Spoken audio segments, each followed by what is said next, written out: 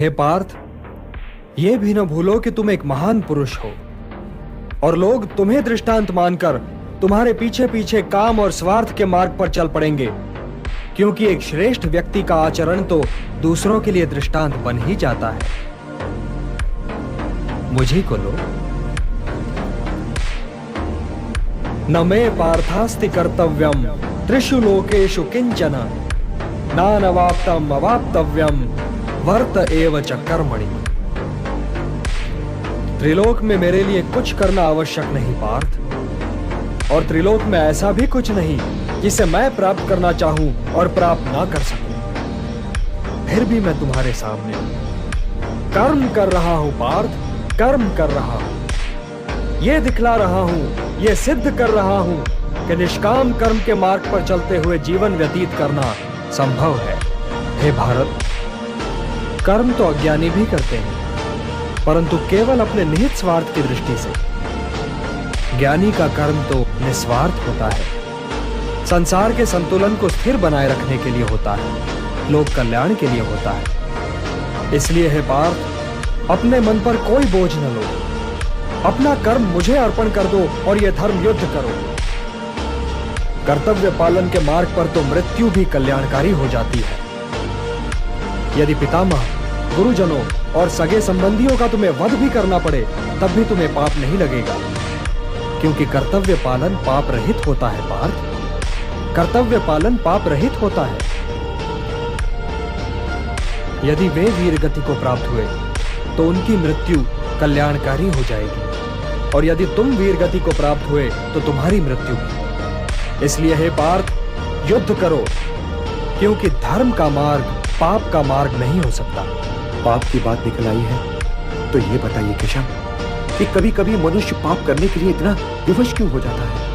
उसे कौन विवश करता है? उसे विवश करती है उसकी वासना, उसे विवश करता है उसका निहित स्वार्थ, उससे पाप करवाता है उसका क्रोध, उसका मोह। इन शत्रुओं को पहचानो पार्थ। जैसे धुआं अग्नि को ढक देता है, या धूल दर्पण को, या झिल्ली गर्भ को, वैसे ही ज्ञान को ढक देते हैं काम, मोह और वासना। काम और मोह की अग्नि ज्ञान को नष्ट कर देती है, और इसीलिए ज्ञानी की वैरी है।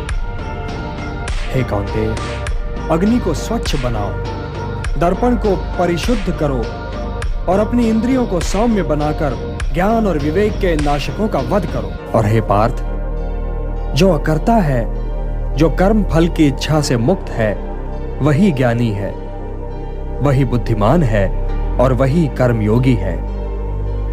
उसके लिए उसका कर्म ही कर्म फल भी है, और इसीलिए वो एक कर्म के पालन के उपरांत कर्म फल की प्रतीक्षा में नहीं ठहरता, बल्कि दूसरे कर्म की ओर बढ़ जाता है।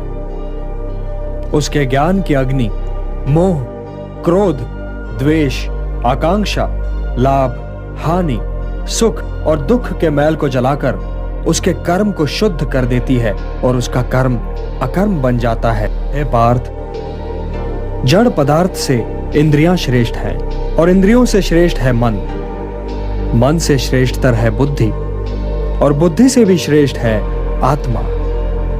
तो आत्मा की चिंता करो पार्थ, आत्मा की चिंता करो, और देह, इंद्रियों, मन और बुद्धि से ऊपर उठने का प्रयत्न करो।